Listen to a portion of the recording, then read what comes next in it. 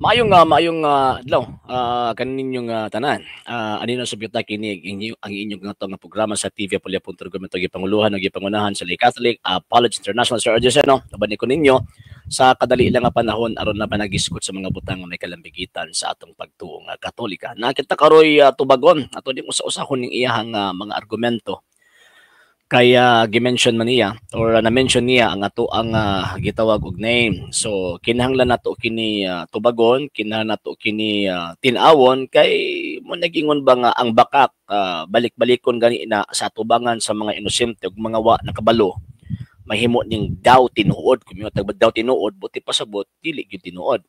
So ato aning paminaw ning iyahang argumento niya ato ang usa-usahon ha. Atong usa-usahon ning iyahang gitawag og punto. So okay, ato aning paminawon. Nga ang mga pastor kuno nagwali walay authority nga magwali tungod kay walay connection diha kay Kristo.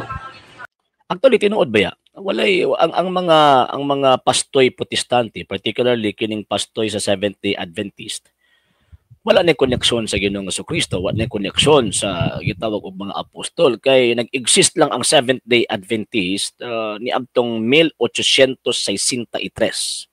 Before 1863, wala pay pundok nga gitawag og Seventh-day Adventist.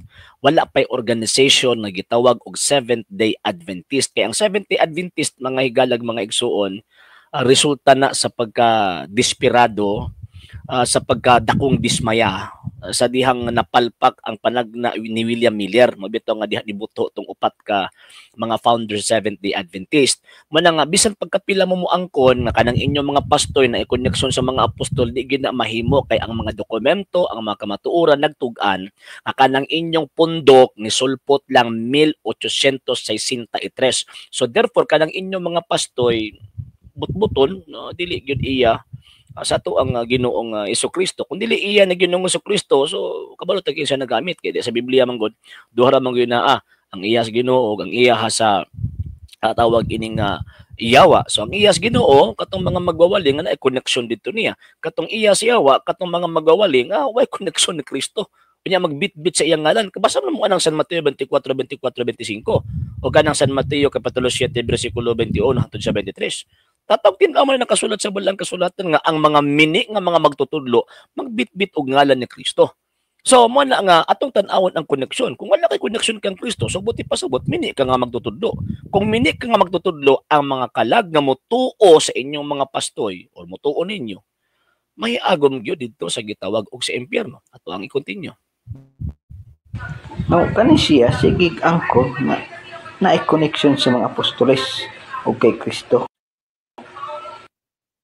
Actually, kami mga Katoliko, or kita mga Katoliko, ikaw nga manilabot kay Seventh-day Adventist man kita mga Katoliko, pag mag-claim ta, naagid tay basis. O kanang ato ang basis, gitawag na siya og proof. Pag itong proof gani, mo na siya ang conclusion sa tanang mga ebidensya.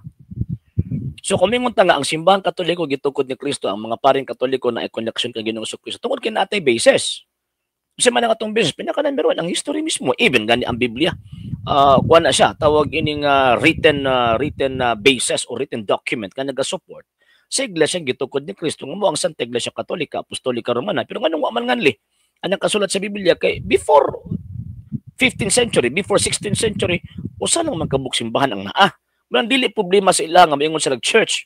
Di problema nga moingon sila Church of Christ, Church of God, Church of the Gentiles. Kay ilang una-una at the time isa lang kabuk iglesia nga nag-exist at the time, dili daghan, di pareha karon nga niabot na mo 45,000 na nagsigig pangatake sa Iglesia Katolika.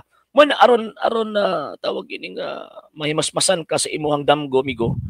Pagbasag kasi sayan ay ayaw tawag ining salig anang chismis sa inyong pastor kay lubag-lubagon lang na ang nakasulat sa balaang kasulatan. Kay kun di na lubag-lubagon, mahulog nga mamalhin mo, mamiya mo anang pundo ka, man ang ilanang lubag-lubagon. Kung diha ra ka magsalig, ang mahitabuan na is, ayun, imuhang gipahamak imong kaugalingon padung dito sa kalaglagan. Instead of maluwas ka, parehengon ani, gitubag ta ka. Kitagaan ta kag panahon nga tubagon ta ka. I-inform ta ka concerning sa kamatuoran. Pero kung di mo dawaton, ang madisgrasya, ikaw nagpili sa imong pagkadisgrasya, sa imong gitawag og kalag. Nga naman, kay kanang imong pundok, again, ang mga magtutukod ana dili man manluluwas. Nasasiha ko no, Brother RG. Si Kristo, Sabbath keeper, kamo, Sunday keeper. Asa nagkakunik? Oh, di ba? Si Kristo daw kuno Sabbath keeper niya pagkahuman kami daw Sunday keeper asa daw mi tawag ining nakakonek. In terms of the true church connected me ngadto kang Ginoong Kristo kay again sa ako nang gisulti ka ganina ang simbahang Katolika si Kristo mismo ang katukod. Pero anong lahi man? Sabbath keeper man si Kristo da sumala pa ninyo niya pagkahuman kami mga Sunday keeper man hinumduman nato migo. O ba't akong giingon nga pagbasa lagi kasi sayan. Sa panahon ni Ginoong Kristo ang religion nga iyang gipasakupan Judaism. Ang Judaism mga Sabbath keepers na sila. Mao man ay mga tinuod nga mga Sabbath keeper kanang tawag ining Judaism. Kamo mga fake man mga Sabbath keeper. Kay Americanized Sabbath keeping man ang inyo ha. So kanang Sabbath keeping nga naa sa Biblia nga mao ni gisunod ni Ginoong Kristo ang religion ana Judaism dili Seventh Day Adventist.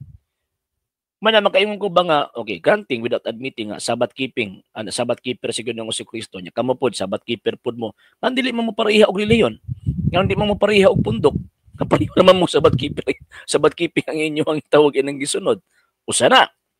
Number 2, sa pag-anhin ni Ginoong Kristo, nagtukod siyang iyang kaugalingong iglesia. Mabasa na ito na, St. Matthew chapter 16, verse 18. Ingon pa niya, tukuron ko ang akong iglesia. Wa siya maingon nga, akong i-confirm ang ilang iglesia.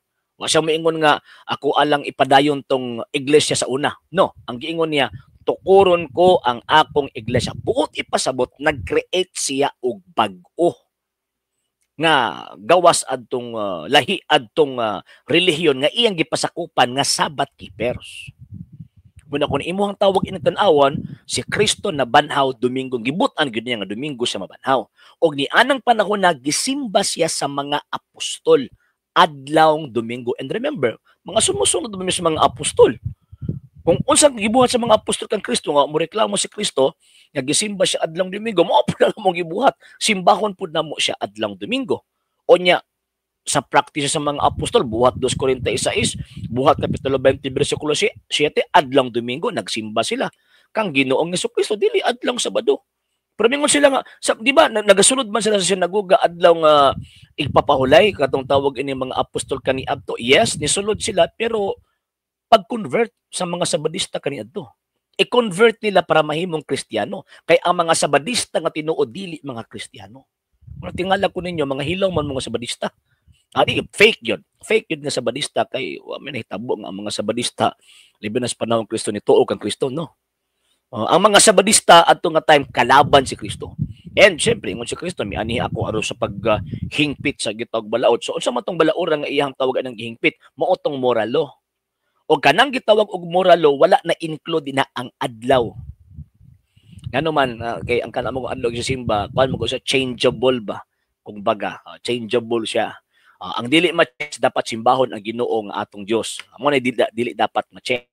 So ang tawag ng treatment or kining pag-treat nato sa Ginoong Dios, so pwede siya ma-change depende sa ato ang tawag ining pagtuo nga gihatag didto niya. Ayun siya, siyempre ang pagtuong Katoliko nagsubay man sa mga apostol.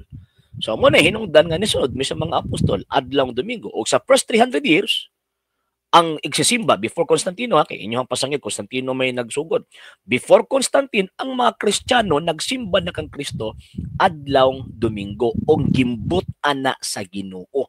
Mabitaw tawag sa mga apostol adlaw sa Ginoo. Kung adlaw sa Ginoo, buti pasabot mo toy amo ang gitawag og sundon katong Sabbath keeping sa mga Hudyo to. Manang tingala ba to ko sa inyo anong sunod-sunod mo ng Sabbath keeping nga tawag anang di man mo mga Hudyo. Gihatag ang maong sugo dito man sa mga Hudyo nya pagka man ga-apil pud mo. So naani connection kay ang kining simbahang Katolika si Kristo bigatukod. So kanang ingon Sabbath keeping paso na siya nga tawag ining rason nga mayong ta mo onay pamaagi nga connected mo kang Ginoong Kristo.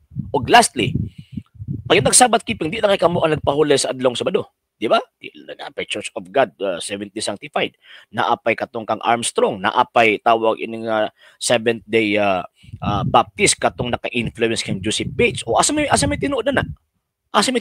So abot pa sa abot di lang kay Seventh Day Adventist. Di daghan pa mga Sabbath keeper. Kinsa man to? Kinsa may tinuod ninyo? Nga isa lang man kabuk iglesia gitukod ni Kristo. So dili na siya basis. Ang point na to, ang tinuod nga iglesia gitukod sa Ginoo, kanang inyo gitukod og Amerikano.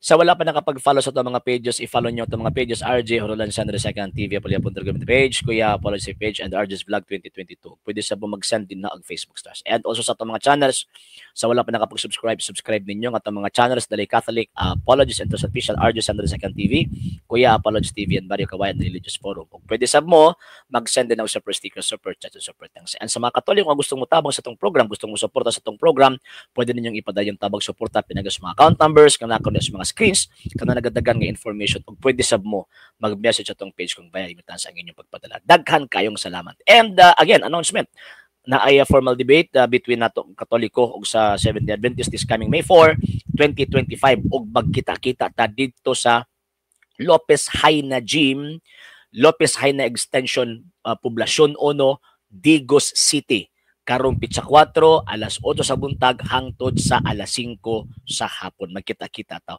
Og Ave Maria, Viva Cristo.